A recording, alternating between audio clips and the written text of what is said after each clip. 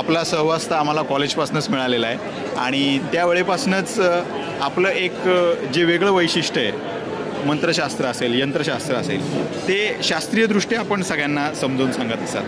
तर माझी अशी विनंती आहे की 1-2 शब्द तुम्ही आम्हाला या कार्यक्रमाच्या निमित्ताने याची माहिती करून द्यावीत. हा कार्यक्रम अतिशय अप्रतिम होता आणि जे जगापुढं ठेवायला पाहिजे ह्याच्यामागं काहीतरी विज्ञान आहे. ते विज्ञान जर आधुनिक विज्ञानाला धरून जर आपण पुढे आणलं तर ते जास्ती उपयोगी पडेल. बरोबर. कारण हा ग्रह गोचरीचा आहे अमुक सांगून हे सामान्य जनतेला पटत नाही आणि त्यामुळं मग अंधश्रद्धा वगैरे असे शब्द बाहेर येतात लोकांच्या. ते होऊ नयेत. म्हणून आधुनिक विज्ञानाला धरून तुम्ही हे पुढं आणा आणि खरोखर स्तुत्य उपक्रम आहे हा. आणि याच्यासाठी मला खरंच आनंद होतो आहे. म्हणजे याची युनिव्हर्सिटी फॉर्म झाली आहे, ज्याला मान्यता मिळाली आणि काहीतरी निदान सरकार याच्यामागे लक्ष घालतंय आणि हे थोथांड नाही आहे. बरोबर सर, बरोबर.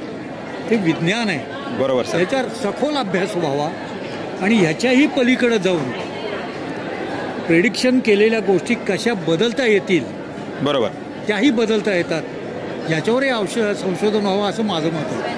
फारच छान सर, व्हेरी वेल सेड. आणि याच्यामध्ये तुम्ही विज्ञानाची जी बाजू घेतली ती बरोबर आहे, कारण लोकांना ज्या वेळेला एखादा दृष्टांत मिळतो त्याच वेळेला ते मान्य करतात. आता सर आज तुम्ही कार्यक्रमाला उपस्थित राहिलात खरंच आणि मोठे व्यक्तिमत्व आले की आम्हा विद्यार्थ्यांना पण आनंद होतो. तर काय कार्यक्रमाबद्दल तुम्ही काय सांगू शकता?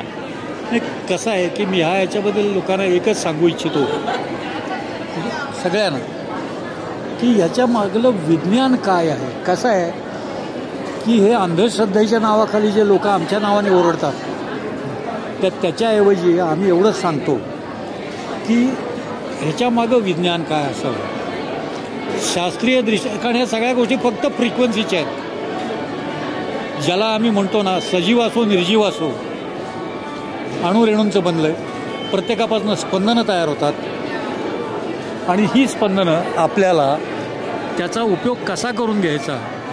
मी सांगितलं ना की आधुनिक विज्ञानाला तर आपलं ओपन चॅलेंज आहे.